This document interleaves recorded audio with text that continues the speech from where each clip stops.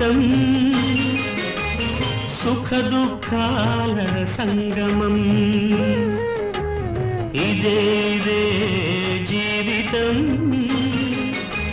సుఖ దుఃఖాల సంగమం దీనికేది ఆది అంతం నీకు నువ్వే జీవితాంతం ఇదే జీవితం సుఖ దుఃఖాల సంగమం లాలించే తనయుడు లేక ఉన్న ఒక్కడు ఆదరించక